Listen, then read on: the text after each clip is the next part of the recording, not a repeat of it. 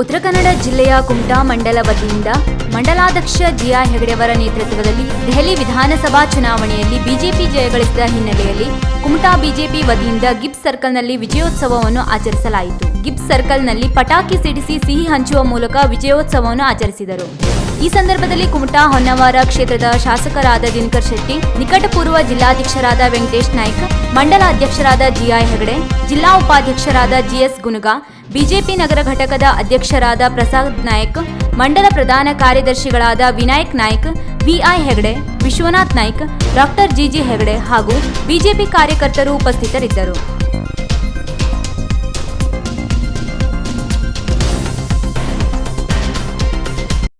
ನಮ್ಮ ನೆಚ್ಚಿನ ಪ್ರಧಾನಮಂತ್ರಿಯಾದಂಥ ನರೇಂದ್ರ ಮೋದಿ ಅವರಿಗೆ, ನಮ್ಮ ನೆಚ್ಚಿನ ಪ್ರಧಾನಮಂತ್ರಿಯಾದಂಥ ನರೇಂದ್ರ ಮೋದಿ ಅವರಿಗೆ.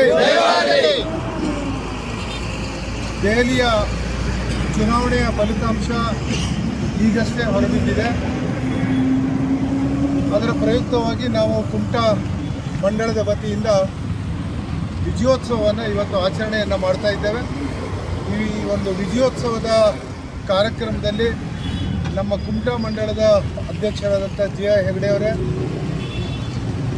ನಿಕಟಪೂರ್ವ ಜಿಲ್ಲಾ ಅಧ್ಯಕ್ಷರಾದಂಥ ವೆಂಕಟೇಶ್ ನಾಯ್ಕರವರೇ, ಪ್ರಧಾನ ಕಾರ್ಯದರ್ಶಿ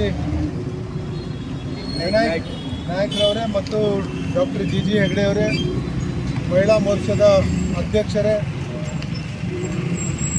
ನಗರದ ಅಧ್ಯಕ್ಷರಾದಂಥ ಪ್ರಸಾದ್ರವರೇ, ಮಾಧ್ಯಮದ ಮಿತ್ರರೇ, ಇವತ್ತು ಭಾಳ ಒಳ್ಳೆಯ ದಿನ ನಮ್ಮ ಪಕ್ಷಕ್ಕೆ, ಭಾರತೀಯ ಜನತಾ ಪಾರ್ಟಿಗೆ. ದೆಹಲಿಯ ಫಲಿತಾಂಶ ಈಗಷ್ಟೇ ಬಂದಿದೆ. ಒಟ್ಟು 70 ಕ್ಷೇತ್ರಗಳ ಫಲಿತಾಂಶ. ಅದರಲ್ಲಿ 47 ಕ್ಷೇತ್ರ ಭಾರತೀಯ ಜನತಾ 47 ಅಥವಾ 48, 23 ಕ್ಷೇತ್ರದಲ್ಲಿ ಆಮ್ ಆದ್ಮಿ ಪಕ್ಷ ಗೆದ್ದಿದೆ. ಇನ್ನೊಂದು ರಾಷ್ಟ್ರೀಯ ಪಕ್ಷ ಏನಿದೆ ಆ ಪಕ್ಷ ಇವತ್ತು 0ಯಲ್ಲಿದೆ ಅನ್ನುವಂಥದ್ದು. ಎಂಥ ಕೆಟ್ಟ ಪರಿಸ್ಥಿತಿ ಇವತ್ತು ಆ ಪಕ್ಷಕ್ಕೆ ಬಂದಿದೆ ಅಂತ ಹೇಳಿದರೆ ಬಹಳ ನಾಚಿಕೆಗೇಡಿನ ಒಂದು ವಿಷಯ ಇದು. ಅದೇನೇ ಇರಲಿ, ಬಹುಶಃ ನಮ್ಮ ಪಕ್ಷ ಇವತ್ತು ಭಾರತೀಯ ಜನತಾ ಪಾರ್ಟಿ ದೆಹಲಿಯಲ್ಲಿ ಬರಲಿಕ್ಕೆ ಹಲವಾರು ಕಾರಣಗಳಿದ್ದಾವೆ. ಮೊದಲನೇ ಕಾರಣ ಏನಂತ ಹೇಳಿದರೆ, ಮೊನ್ನೆ ಕೇಂದ್ರ ಸರ್ಕಾರ ಸನ್ಮಾನ್ಯ ಮೋದಿಯವರ ನೇತೃತ್ವದಲ್ಲಿ ನಮ್ಮ ಫೈನಾನ್ಸ್ ಮಿನಿಸ್ಟರ್ ನಿರ್ಮಲಾ ಸೀತಾರಾಮನ್ ಏನು ಒಂದು ಯೋಜನೆಯನ್ನು ಜಾರಿಗೆ ತಂದಿದ್ದಾರೆ. ಮಧ್ಯಮ ವರ್ಗದವರಿಗೆ 12 ಲಕ್ಷ ರೂಪಾಯಿ ತನಕ ರಿಯಾಯಿತಿ ಮತ್ತು ವಿನಾಯಿತಿಯನ್ನು ಕೊಡುವಂಥ ಒಂದು ಒಳ್ಳೆಯ ಕಾರ್ಯಕ್ರಮವನ್ನು ಜಾರಿಗೆ ತಂದಿದ್ದರಿಂದ ಬಹುಶಃ ದೆಹಲಿಯಲ್ಲಿ ನಮ್ಮ ಗೆಲುವಿಗೆ ಅದು ಒಂದು ಕಾರಣ ಇರಬಹುದು ಅನ್ನುವಂಥದ್ದು ನನಗೆ ಅನಿಸ್ತಾ ಇದೆ. ಅದರ ಜೊತೆಗೆ ಆಮ್ ಆದ್ಮಿ ಪಕ್ಷದ ನೇತಾರರಾದಂಥ ಕೇಜ್ರಿವಾಲ್ ಅವರು ಹಿನ್ನಡೆಯನ್ನು ಸಾಧಿಸಿದ್ದಾರೆ, ಸೋಲನ್ನು ಕಂಡಿದ್ದಾರೆ ಅನ್ನುವಂಥದ್ದು.